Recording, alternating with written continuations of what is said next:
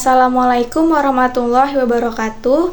Perkenalkan, kami dari kelompok 8 yang beranggotakan saya sendiri, yaitu Hidayah Wirdani, dan kedua teman saya, Nur Harija Awalia Sifa, serta Anissa Nurul Sakinah Lubis.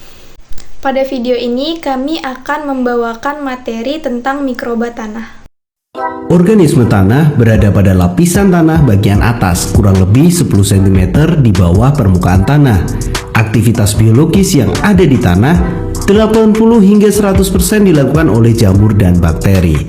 Hasil dari aktivitas biologis yang dilakukan oleh hewan, jamur, dan mikroorganisme dapat mempengaruhi kesuburan tanah, tekstur tanah, dan kegemburan tanah. Untuk lebih jelasnya, kita simak video berikut ini. Ada beberapa peran organisme di bawah tanah, antara lain dekomposer, bereaksi kimia tanah, penguraian polutan, mencegah penyakit di dalam tanah, dan ada beberapa peran lagi. Kita akan bahas satu persatu. Yang pertama adalah dekomposer. Peran penting organisme di dalam tanah adalah sebagai dekomposer atau pengurai. Organisme di dalam tanah dapat melakukan dekomposisi atau penguraian terhadap bahan-bahan organik yang berasal dari sisa makhluk hidup.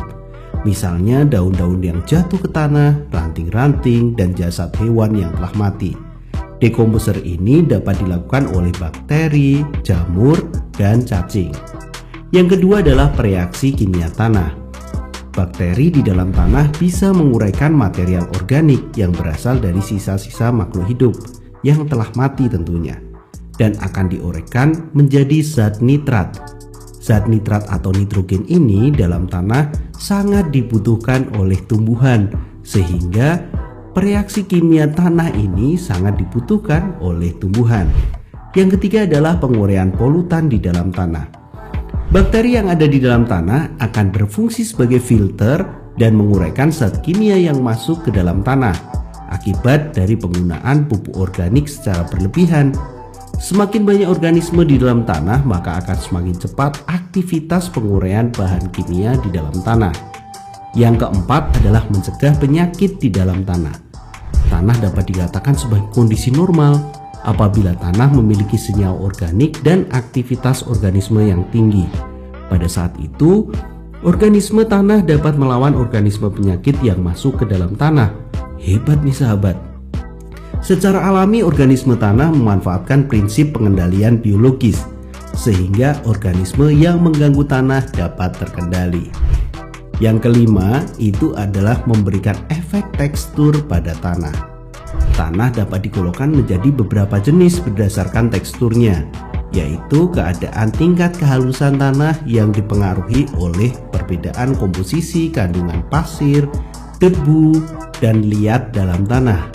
Macam-macam tekstur tanah, misalnya tanah bertekstur halus atau tanah liat, tanah bertekstur sedang atau tanah lempung, dan tanah bertekstur kasar atau tanah pasir. Yang keenam atau yang terakhir nih, sebagai pengatur struktur tanah dan kegemburan tanah.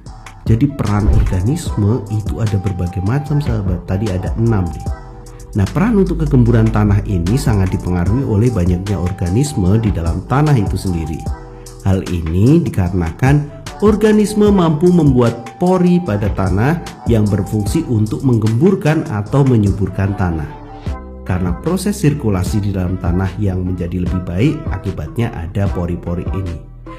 Mikroba tanah adalah komponen utama biota tanah dan sangat menentukan status kesuburan tanah dan kesehatan tanah. Tanah merupakan tempat tinggal bagi berbagai jenis organisme termasuk mikroorganisme. Mikroorganisme dalam tanah berperan sangat penting bagi kesuburan tanah sebagai penyedia unsur hara, perombak bahan organik, dan memacu pertumbuhan tanaman, serta sebagai agen pengendali hama penyakit tanaman. Mikroba tanah ini dapat berupa bakteri, alga, fungi, serta protozoa. Biomasa mikrobia tanah akan mewakili sebagian kecil dari fraksi total karbon serta nitrogen yang terkandung di dalam tanah. Selanjutnya terdapat kelompok kehidupan dalam tanah. Yang pertama, bakteri. Jadi bakteri merupakan organisme bersel tunggal dengan ukuran kurang dari 0,001 mm dan tidak memiliki nukleus. Bakteri dapat dilihat dengan jelas di bawah mikroskop elektron. Koloni-koloni tersebut memiliki volume beberapa mikrometer kubik saja. Bakteri ditemukan melimpah pada tanah-tanah dengan tingkat kemasaman agak masam hingga netral, padang rumput, dan tanah-tanah yang dibajak. Dalam bentuk tunggal, bakteri dapat berikatan pada setiap ujungnya membentuk rantai panjang. Banyak bakteri bergerak atau berpindah di tanah menggunakan flagela yang mirip cambuk yang dihentakkan ke sana kemari. Kelompok kehidupan dalam tanah yang kedua yaitu fungi. Fungi atau cendawan merupakan mikroorganisme multiselular yang hanya dapat dilihat dengan bantuan mikroskop elektron. Fungi memiliki cara bertumbuh yang berbeda dari bakteri. Mereka bertumbuh menggunakan benang-benang mikroskopis yang disebut hifa. Hifa bertumbuh masuk ke dalam tanah dan bahan organik. Meskipun berukuran mikroskopis, filamen-filamen tersebut bertumbuh, membelah, dan menyebar ke dalam sebuah jaringan bercabang pada sisa-sisa bahan organik dan lapisan tanah. Fungi memiliki kemampuan yang tinggi untuk menguasai ruang pori tanah yang lebih luas dibandingkan dengan koloni bakteri. Sebagai contoh, benang hifa fungi dapat memanjang dari sebuah potongan serasa daun yang tergeletak di permukaan tanah. Kelompok kehidupan dalam tanah yang ketiga yaitu Actinomycetes. Actinomycetes merupakan kelompok bakteri yang membentuk miselia mirip dengan fungi, dengan sel-selnya berada di kedua ujungnya. Mereka sangat toleran terhadap kekeringan dan oleh karenanya jumlahnya sangat dominan dalam tanah yang mengalami stres kekeringan yang panjang. Banyak spesies Actinomycetes berperan antagonis dengan menghasilkan senyawa kimia yang berfungsi menghambat pertumbuhan mikroba tanah lainnya. Selanjutnya yaitu mikroba tanah. Mikroba tanah lainnya mencakup ragi, algae, dan virus. Algae adalah kelompok mikroba yang memiliki klorofil sehingga dapat melakukan fotosintesis. Algae dikelompokkan sebagai produsen primer. Virus dapat memangsa bakteri penyubur tanah. Selanjutnya yaitu perkembangan beberapa mikroba spesifik dalam tanah. Pada kondisi lingkungan tanah yang sesuai, bakteri dan cendawan memiliki kemampuan bertumbuh secara tak terbatas. Ketika kondisi lingkungan menjadi ekstrim, bakteri dan cendawan mempertahankan diri dalam bentuk spora, di mana spora akan berkecambah ketika kondisi lingkungan kembali normal. Namun, cara pertumbuhan kelompok bakteri sangat berbeda dengan kelompok cendawan. Selanjutnya yaitu ada jenis bakteri penyubur tanah. Yang pertama yaitu Pseudomonas sp.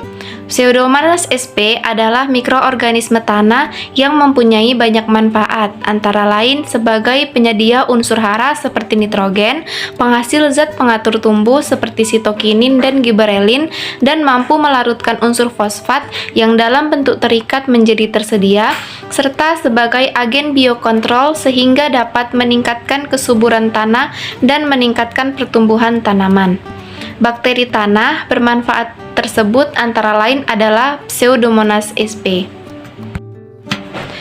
Yang kedua yaitu Azotobacter.